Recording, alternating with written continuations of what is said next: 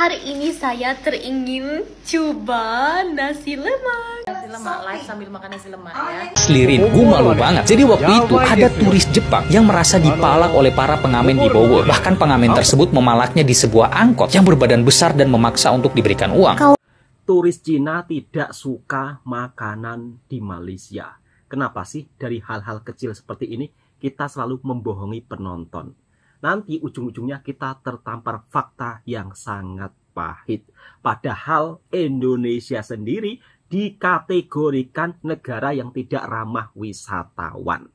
Kenapa Indonesia dikategorikan negara yang tidak ramah wisatawan? Satu, dari segi komunikasi, bahasa. Turis asing itu agak kesulitan ketika berada di Indonesia karena sulit untuk memahami bahasa ya. Ya mungkin karena di Indonesia kebanyakan dari sekian para penjual tidak bisa berbahasa Inggris, termasuk penjual makanan. Ini mohon maaf ya, tolong jangan dihujat. Memang kenyataannya seperti itu. Kemudian kenapa orang Indonesia lebih suka berwisata di Malaysia ataupun di negara lain? Dan inilah beberapa faktor yang akan kita bahas.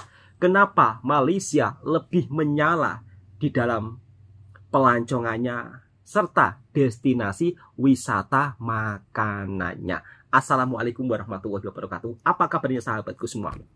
Lagi-lagi pelancong dari luar negara ketika datang ke Indonesia mengalami nasib yang sangat miris.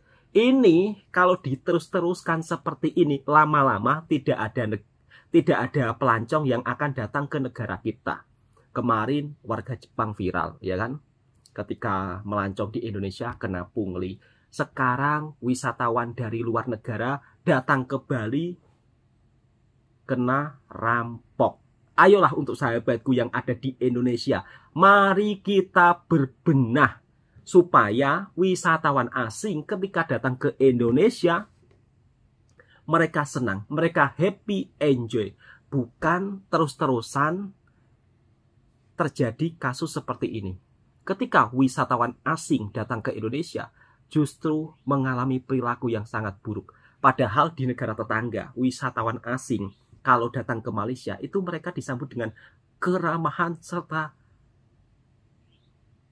sambutan yang luar biasa. Sehingga pelancong daripada luar negara tentunya juga akan berdampak sangat positif bagi negara Malaysia.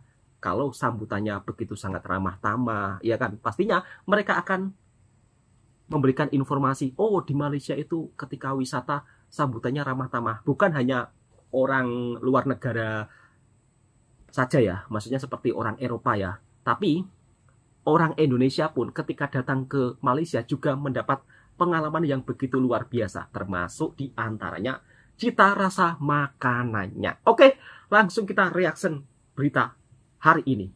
Slirin, gue malu banget. Jadi waktu itu ada turis Jepang yang merasa dipalak oleh para pengamen di Bogor. Bahkan pengamen tersebut memalaknya di sebuah angkot yang berbadan besar dan memaksa untuk diberikan uang. Kalau ini terus dibiarkan, ini akan berpengaruh pada pariwisata kita nggak sih? Iya, belum lagi ada ormas, preman, dan pengamen yang suka malak. Ada tukang parkir liar juga. Jadi hal-hal seperti ini yang sebenarnya harus jadi fokus pemerintah. Turis Jepang itu mengatakan bahwa ia berkunjung ke Indonesia dan naik angkot di Bogor. Ia kaget saat ada seorang pengemis berbadan besar yang masuk ke angkot, kemudian membagikan semacam amplop. Ia bernyanyi dan turis Jepang ini memasukkan uang Rp1.000. Namun pengemis tersebut seperti tidak terima. Gue yakin banget pasti turis Jepang itu akan menganggap ini daerah berbahaya. Iya Rin, benar. Kok kamu tahu? Jadi turis Jepang itu sampai ngomong kalau ada daerah yang seram dan berbahaya yaitu Bogor. Hanya karena ulah oknum ini. Dan parahnya pada saat tidak terima dikasih uang Rp1.000, di saat angkot itu jalan, pengemis tersebut naik lagi ke angkot dan bernyanyi dengan keras biar diberikan uang.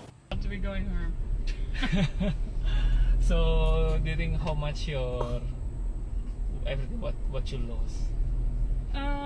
Well, thank God, because the passport got wet. It has dried, so hopefully they let me out of the country or I'm stuck here. I don't know, just like clothes and stuff. But it's hard when you don't. Well, I'm very tall, so it's hard to find clothes to fit me. Yeah, I can see that. Hair straighteners, GoPro. GoPro? Because one bag went. I was gonna do some diving, so like my wetsuit, face mask, yeah, hair straightener. Anyway, and that was when we got here. That was day one. We just got here. So annoying. So you with boyfriend, husband, or just friends? Nah, just me and the girls. They're getting tattoos. Nah, it will be good, right? It's a good experience to do that before. Well, I've been to Bali like 20 times. We always come to Bali. Like, Thank you. it's good. It's just. So it's like a crazy time this time. Yeah, Right? that was just so sad. But yeah, anyway, we made it. All right. What song can I get you to cheer you up a little bit? No, I'm cheered. I'm happy I'm going home now. No, the song. You play your music. This is a nice Bali car, actually. Rufus? Masnya sangat Take my ramah. friend to the airport. She's gonna go at 7. At 7, So not enough time to take her after Yeah, because how long? the traffic is really bad. But when we go to the airport, it will be fine. So I just coming from the airport. Oh, so when you're coming back, it's gonna be So bad for you. no. When we from airport to Canggu, it will be bad. But Canggu outside, it will be alright. Yeah, right. So But- you wouldn't have time to get her I think at yeah. 7, no. I think yeah. Anyway, we'll see how we're going. We're on the same flight. She just likes to push things to the last minute. She's still getting tattooed. She's gonna get tattooed right up to 7 o'clock. Our flight is at 9 o'clock. I think you guys is like. I've had enough bad luck, so I'm like, I'm fucking going right now. And then you guys. And I kept trying to book a taxi, but they keep cancelling. Because I think, is it a cheaper rate? I don't know how to make it more expensive. And I have no cash left. So. So, yeah, there is like the difference between of the service. Like the regular one, sometimes they have a zone, like in La Brisa, there will be higher price, but outside La Brisa it will be cheaper price. So everybody will get the higher price in La Brisa.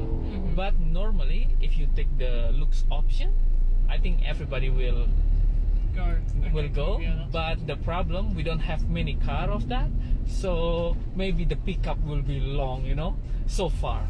Well, that's why I was like, oh god, because they did it like 5 or 6 cars. I was like, I'm not gonna get to the fucking airport. I'm gonna have to walk. I'm gonna hire a scooter and just throw my suitcase just right there. Bali's just getting so busy. Yes, I know. Where do you live? I live in Nusa Dua in the south, Oh yeah, very close to Uluwatu. but on the island. Yeah, Nusa Dua. Oh yeah. You know the But how do you get home? Do you catch a boat? no. Nusa Dua is do you know, like, I think when you was a kid, like your parents will take you there to have stay. So where is only the 5 stars hotel in the south area, where we do the water sports activity like the jet ski, the parasailing. Like near 180? No, 180 is in Uluwatu. Do you know Okay. Kempinski? Ritz-Carlton, Hyatt. I'll have a look on the maps. So, because I thought Nusa Dua was the island. No, that one is Nusa Penida. Ah, yeah. 4 alasan kenapa orang Indonesia malas banget untuk berwisata ke negara kita sendiri. Dengerin video ini sampai habis, terutama untuk para pengelola tempat wisata, biar bisa menjadi bahan refleksi buat kalian semua. Alasannya pertama, karena dikelola orang yang nggak mengerti estetika. Tuhan sudah menciptakan tempat yang seindah ini, yang alami, yang bagus, gak usah diapa-apain, ini udah enak gitu loh dilihat. Sama seniman rakyatnya malah dikasih monumen berbentuk love. Ini kan ngapain gitu loh, tujuannya apa gitu loh. Nggak semua tempat wisata itu cocok untuk diberi monumen bentuk love dan juga batu warna-warni. Ini support LGBT, makanya colorful kayak gini kan enggak gitu loh ya. Mungkin kalau wisatanya rumah Barbie nggak apa-apa, tapi kalau wisata alam mending jangan deh. Alasan kedua, minimnya fasilitas penunjang. Biasanya di tempat wisata yang mengharuskan kita untuk ganti pakaian, seperti di kolam renang atau di pantai. Mohon maaf nih, tempat wisatanya biasanya tiketnya mahal. Tapi begitu kita Betul, Mas. lihat ke tempat gantinya, waduh itu udah kayak tempat mesumnya remaja. Cuma ketutup tirai sama lumpurnya tebel banget, sudah setebel kekayaan petugas bea cukai. Yang ketiga, penjual makanan yang suka getokin harga. Iya gue tahu, harga makanan di tempat wisata itu emang lebih mahal. Gue lumrahin itu kan ada hukum supply and demand ya teman-teman ya. Tapi kalau naiknya 5 kali lipat, itu namanya perampokan berencana, bos. Apalagi pedagang yang suka nggak nyantumin harga tuh. Begitu yang beli orang Cina atau orang asing ya, atau orang yang mungkin mukanya kayak sultan lah ya, itu langsung langsung harganya di markup habis-habisan. Gimana orang kagak kapok coba? Yang keempat, harga tiket yang nggak ngotak dari para akamsi alias anak kampung sini alias uli. Harga gate pertama mungkin memang 20.000 ya. Masuk lagi ternyata ada gate kedua harga 40. Masuk lagi parkir mobil 80. Kalau nggak dibayar marah-marah. Alasannya untuk keamanan. Padahal satu-satunya yang nggak aman di tempat itu ya kalian. Padahal kalau nggak ada kalian malah lebih aman tempat wisatanya. Betul, Mas. Lagian misalnya kalau ada kehilangan helm atau mobil lecet atau ada pencurian, kalian para oknum keamanan beneran mau tanggung jawab? Enggak kan? Pasti alasan kalian juga, kami orang miskin, kami juga cari makan. Alah, basi. Negara paling ramah di 2024 menurut Yahoo Finance di urutan pertama adalah, iya jelas negara gua dong. Soalnya udah terkenal banget tuh dengan keramahannya. Ya, negara saya sendiri, Uni Emirat Arab. Kok enggak sih nomor 1? Ya udah nomor 2 deh. Yang kedua, Malaysia. Kok Malaysia sih? Perusahaan menyambut wisatawan, ekspatriat, dan menyambut imigran. Kita lah yang utama. Bang, 1, nasi kandarnya pakai lem sheng. Oke, nomor 3 nih kayaknya. Nomor 3, negara kami, Vietnam. Gak juga. Waduh. Masa nomor 4? Berikut daftar lengkap negara paling ramah di 2024 menurut Yahoo Finance. Kok 15 besar aja nggak masuk sih? Gimana ini? Soalnya di negara lu ada mereka tuh. Ih, saya ramah kok. Belum lagi kalau ada turis, orang kalian suka mahal-mahalin harga. Pokoknya negara gua yang paling ramah. Asli desain dari airport ini unik banget. Kayak rumah adat, rumah tradisional gitu guys. Seperti apa, Mas? Airport Kuala Trengganu. Oh, Kuala Trengganu. Terbang Sultan Mahmud. Lokasi persisnya terletak kira-kira 8 km dari pusat bandar Kuala Trengganu. Asal mula nama bandara ini diambil dari nama Sultan Mahmud Al-Muqtafi Billah Shah, yakni Sultan Trengganu ke-16 yang memerintah dari tahun 1979 hingga 1998. Lapangan terbang yang mempunyai landasan pacu 3.480 meter ini autentik banget menurut gua. Secara desain dia menggabungkan unsur seni bina tradisional Trengganu dengan elemen modern.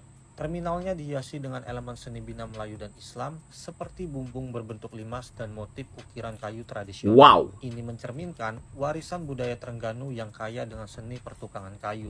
So bisa gue bilang ini adalah salah satu airport terkeren di Malaysia yang pernah gue datangi.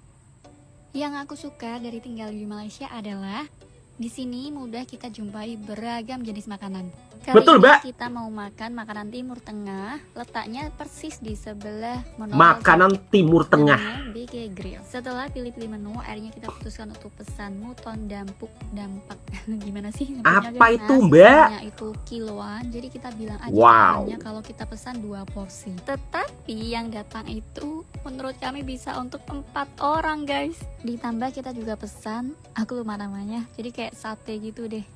Haha, mohon maaf ya. Tapi menurut aku ini enak banget dan tergolong murah karena bisa untuk 4 orang. Nyami. Lalu di akhir kita dikasih snack seperti roti, tapi ini manis banget. Aku yang manis banget. Jadi kurang suka karena ini terlalu manis menurut aku. Hari ini saya teringin coba nasi lemak. Assalamualaikum. Waalaikumsalam, Mbak Bule. Pergi ke Malaysia. Oke. Dan saya coba nasi lemak dan aku suka banget sama nasi lemak. Suka banget Mbaknya. Sedap banget. Jadi saya sekarang ada di Indonesia dan saya lihat betapa sedapnya Malaysia, nasi lemak Malaysia atau Indonesia. Maaf orang Melayu, bahasa Melayu aku belum lancar, jadi aku cuma pakai bahasa Indonesia. Jadi di sini kita ada kirang dan kita taruh bonteng, dan di sini kita ada nasi lemaknya seperti ini. Ini kita dikasih kacang. Oke. Nanti saya juga mau cobain masak nasi lemak sendiri. Kita ada sausnya, kita taruh. Mau masak nasi lemak sendiri. Baunya enak sama manis gitu. Ada juga telur, rendang. Ini sedapnya nasi lemak pakai rendang. Pakai rendang. Pedas, makanya aku juga pakai pedas. Akhirnya kita mau coba nasi lemak dari Indonesia ya, bukan dari Malaysia. Aku nggak bawain dari pesawat. Bismillahirrahmanirrahim. Bismillahirrahmanirrahim. Gimana Mbak rasanya Mbak? Oke atau enggak? Enak toh? Enak mana nasi lemak? Dari Malaysia? Atau di Indonesia? Sedap banget. Nasinya lembut, rendangnya pedas dikit, pakai kacang, wah. Mantap.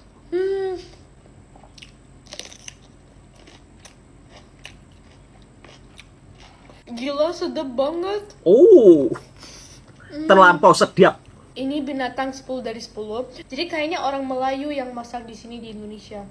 Pokoknya ini enak banget. Iya Mbak, di Indonesia juga ada orang Melayu. Maka tak heran Indonesia biasanya pakai apa? kalau nasi lemak juga ada di Indonesia. Enak banget. Sedap banget. Tolong. Akhirnya kerinduan Serius, sedap banget. kerinduan Anda terobati. Tapi kayaknya menurut aku di Malaysia tetap lebih enak. Oh, Nasi lemaknya. tetap lebih enak di Malaysia. Coba makanan Malaysia lagi. Udangnya gede banget. Gede-gede banget udangnya. Mbak-mbak daripada Indonesia ketika melancong ke Malaysia terkejut dengan makanan yang ada di Malaysia. Memang makanan di Malaysia itu beraneka ragam dan banyak jenis. Mau makan apa aja, semuanya ada. Oh, gede banget ya Mbak. Ya enak toh Mbak. Oh, udang masak apa itu? Pakai telur ya Allah. Nyami. Wow. Aneka jenis makanan di Malaysia itu serba ada. Maka tak heran kalau pelancong banyak datang ke Malaysia. Mungkin hanya sekedar mencari makanan. Live sambil makan nasi lemak. Oh, langsung makan nasi lemak.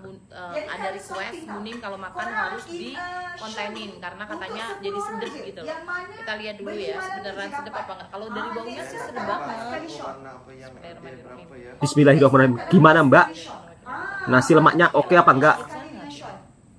Warna apa aja deh? Warna merun, warna soft pink, warna navy, Yang hitam. merun satukan. Enak Mbak nasi lemaknya? Awak cara order gimana? Okey, message dekat TikTok saya. Message dekat TikTok. Korang message dekat TikTok ini. Sangat sedap. Okey sayang. Okey, yang ni colour pink tau. Satu je. Saya siapa tadi? Kejap korang. Hitam hitam kita ada. Yang belakang live, yang depan makan nasi lemak. Teruskan saja Mbak. Makan nasi lemaknya enak atau tidak? Betul-betul nyami kan? Rayon bambu rayon. Guys, betul. Rayon bambu. Enak toh nasi lemaknya Mbak. Sakingnya habis. Sudah nggak musim guys. Tadi ngantuk lupa guys. Bahkan durian Malaysia juga membuat pelancong penasaran. Tapi udah habis. Kesel aku beneran. Sabar Mbak, nggak usah kesel gitu. Nih apa nih? J24 ini di bawah musangking, tapi ya udahlah daripada nggak makan duriannya, besok kita coba lagi ada musangkingnya nggak? Yuk. Terus ini kayaknya lagi musim mangga ya, ada mangga, ada pisang. Jauh-jauh ke Malaysia buat durian musangking malah sold out. Gimana sih? Capek aku. Sabar Mbak, sabar. Ya bang. Musangkingnya habis, sudah nggak musim guys. Jadi kita sekarang makan musangkong. Nggak ada namanya musangkong Mbak di Malaysia itu. Musangking song. Ini apa sih namanya apa tadi? D24. Oh, D24. Musangkong aja deh kita sebut. Gimana Mbak rasanya? Enak atau tidak duriannya? Yeay, lagi bang, lagi tambah lagi. Oh, langsung tambah. Memang durian Malaysia itu memiliki varian rasa yang begitu sangat enak sehingga para pelancong ketika datang ke Malaysia dibuat terkejut dengan rasa durian yang ada di Malaysia. Memang kalau durian Malaysia itu yang menjadi andalan Malaysia adalah musangking. Berhubung nggak ada duriannya, ya nggak ada buah duriannya musangking, kita makan cendol durian musangking. Oh, nggak apa-apa Mbak, makan cendol. Ya. Harus bayar aku ya. Gimana rasa cendolnya? Enak atau tidak? Teh tarik. Udah teh tarik, cendol pula. Mantap teh tariknya, enak banget. Ya udah. Enak banget. Ya iyalah, enak tempatnya ya kan. Ada yang lebih enak daripada teh tarik kalau di Malaysia. Terus buruan ke Malaysia kalau mau teh tarik Malaysia. Wow. Nah, itulah sahabat-sahabatku semua serba-serbi aneka jenis makanan yang ada di Malaysia. Kalau di Malaysia itu banyak sekali jenis makanan.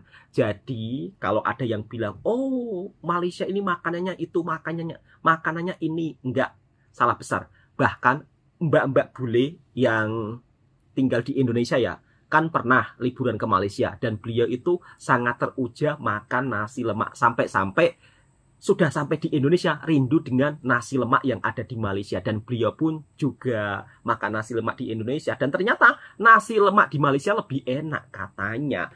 Kemudian dari segi berbagai aneka jenis makanan di Malaysia itu banyak banget. Mau cari makanan dari negara manapun ada, karena Malaysia juga menjadi salah satu negara yang dijuluki atau disebut pusat makanan seluruh dunia itu ada di Kuala Lumpur. Karena apa? Berbagai aneka jenis makanan serba ada. Karena Malaysia itu merupakan salah satu negara berbilang kaum ya, atau negara yang banyak bangsa. Jadi ada bangsa Melayu, bangsa Cina, bangsa India. Sehingga dari segi makanan mereka banyak jenis. Makanan tradisional, kemudian dari segi seni bina bangunannya juga membuat kagum pelancong daripada Indonesia ketika datang ke Terengganu. Oke, cukup sampai di sini dulu videonya. Semoga video ini juga bisa memberikan informasi dan hiburan buat para sahabatku semua. Jika suka dengan videonya Bang Toha Reaction Persing, silakan subscribe dan bagikan ke sahabat Anda semuanya. Assalamualaikum warahmatullahi wabarakatuh.